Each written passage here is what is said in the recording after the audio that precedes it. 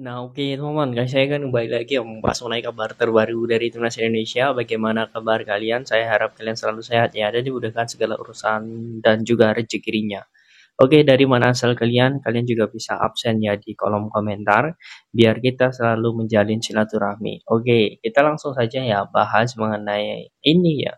Untuk peluang hitung-hitungan kita untuk merengsek ya ke klasmen 2 ya ke ataupun ketiga ya ini masih terbuka lebar. Karena kalau dilihat ya pertandingan tanggal 15 nanti ini Indonesia jelas ya akan mati-matian karena akan mengincar 3 poin ya. Kalau kita bisa menang ya 3 poin ini jelas ya peluang kita untuk bisa lolos ya di Piala Dunia ini masih terbuka. Apalagi kalau dilihat ya saat ini memang betul kita di peringkat 5 ya. Kemudian ya Jepang dan juga Australia itu akan main lebih dulu ya di Stadion Saitama ya di Jepang, dan kemungkinan dari segi head to head ya kalau Australia dengan Jepang jelas itu menang Jepang. Jadi ini bisa juga ya Australia ini tergeser nantinya dengan Indonesia jika Indonesia itu menang. Saat ini Australia teman-teman ya mendapatkan poin 4 ya, Arab Saudi 4 dan juga Bahrain 4. Sedangkan Indonesia 3. Kalau Indonesia menang jelas itu poinnya 6. Kalau Australia kalah tetap ya. Kemudian Arab Saudi dan juga Bahrain ini juga akan tempur teman-teman di Arab Saudi. Nah, tentu harapannya ya ini bisa imbang. Jangan sampai ada yang menang ya. Kalau kalau sampai ini imbang ya jelas Indonesia ini akan lebih baik lagi dan lebih bagus. Tapi teman-teman, jangan sampai kita juga gagal fokus ya, karena memang lawan China ini ya, ini benar-benar ketat. Mengapa saya bilang ketat? China pun saat ini ya, itu sudah menyiapkan strategi rahasia. Mengapa saya bilang rahasia? Medianya pun ya, satu kamera pun bahkan itu tidak boleh meliput ya, karena China sedang latihan tertutup saat ini. Ini karena dia ingin main mati-matian karena peluang dia menang itu melawan Indonesia dan Bahrain. Maka dari itu ya pelatih China menginginkan kemenangan perdana. Nah, menurut saya ya antara Indonesia dan juga China ini akan sangat serius sekali untuk meladeni perlawanan di matchday keempat ini. Dan pertandingan ini sangat seru. Sebelum saya lanjut ya, bagi kalian yang punya masalah di badan ya, mungkin kalau ketemu dengan teman, kemudian pacar, ataupun sedang bekerja kurang percaya diri ya, ini saya sangat rekomendasikan kalian harus pakai parfum premium. Ini full premium tanpa campuran, 100% bibit murni, ketahanan wangi 10 hingga 20 jam. Jarak 3 meter masih tercium. Khusus hari ini saja, beli satu gratis satu. Dan ini teman-teman, satu semprot saja ya. Wow, wangi sekali. Dan ini bisa untuk 2 bulan ya, untuk menghabiskan 2 botol ini. Karena ini non alkohol. Bagi yang mau khusus untuk hari ini, silahkan kalian cek di link deskripsi ya, untuk pembelian. Oke, kita langsung saja teman-teman ya bahas selanjutnya mengenai China ini. Nah, kalau dilihat memang betul ya, China ini dari segi head to head pun ya dengan Indonesia, Indonesia kalah ya. Dan kalau dilihat juga China ini misinya jelas ya, ini bagaimana mengumpulkan poin ya, dan publik Cina pun saat ini ya sedang tinggi sekali tensinya ya. Mengapa saya bilang tinggi? Karena dari federasinya ini sedang panas.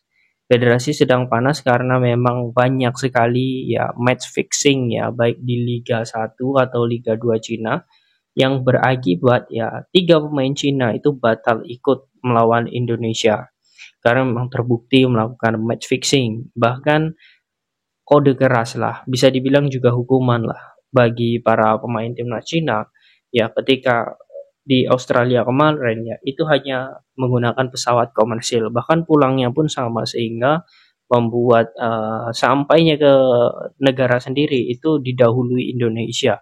Nah, ini permasalahan Cina, tapi tensinya ini semakin tinggi karena memang situasinya sudah diberikan target tinggi, tetapi dari hasil itu belum tercapai. Nah, ini Cina, maka dari itu mau tidak mau Cina ini harus mati-matian bisa mengalahkan Indonesia untuk mendapatkan poin.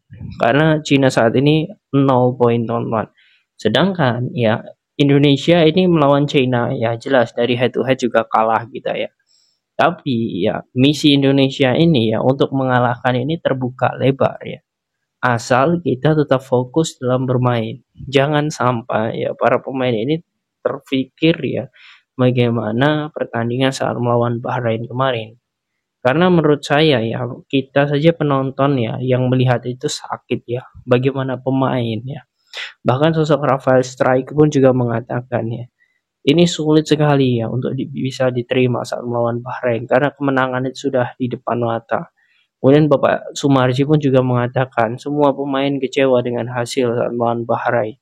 Bahkan yang membuat dirinya kecewa dan terkena kartu merah itu karena memang dirinya protes keras ke wasit A4 ya, ke AW4 ya. Dia mengatakan bahwa ini waktunya sudah habis dan wasit A4 menjawab, ya 1 menit lagi, artinya 97 menit. Tetapi ketika 97 menit tidak juga ditiup. Maka dari itu protes keras Bapak Sumarji, kemudian juga saking emosinya ya, membuat wasit pun melihat dan memberikan kartu merah. Ini lagi-lagi memang kurang bisa diterima. Tapi yang jelas ya, kalau dilihat hingga saat ini ya, sebenarnya Indonesia ini peluangnya bagus sekali untuk bisa mengalahkan China ini. Hitung-hitungannya seperti yang sudah saya jelaskan di awal ya. Bagaimana Jepang ini dengan 9 poin ini jelas ya, dia akan mempertahankan situasi ini agar selalu berada di puncak grup C ini.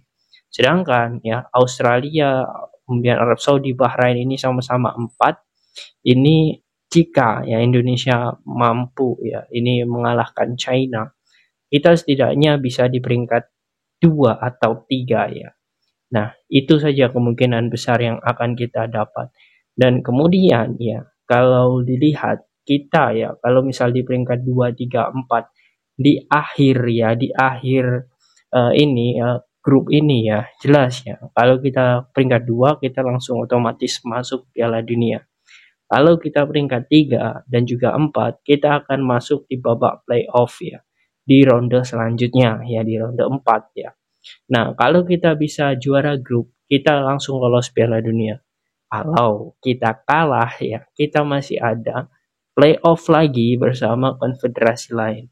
Jadi setidaknya ya, untuk poin ya agar kita bisa lolos di Piala Dunia 2026, kita harus bisa mengunci di peringkat 1, 2, 3, dan 4. Nah, semoga saja jalan Indonesia ya untuk bisa lolos di Piala Dunia ini semakin terang ya, dan banyak-banyak pihak ya seperti AFC, wasit dan sebagainya juga ini kapok ya karena memang Indonesia saat ini sudah di jalan yang benar. Semoga tidak terulang lagi kejadian seperti Bahrain, dan kita doakan semoga nanti melawan China kita juga bisa mendapatkan hasil terbaik yakni 3 poin. Nah, bagaimana menurut kalian teman-teman dengan hitung-hitungan ini ya? Apakah kalian yakin ya Indonesia bisa di peringkat 2 atau 3 ya? Silahkan kalian tulis di kolom komentar.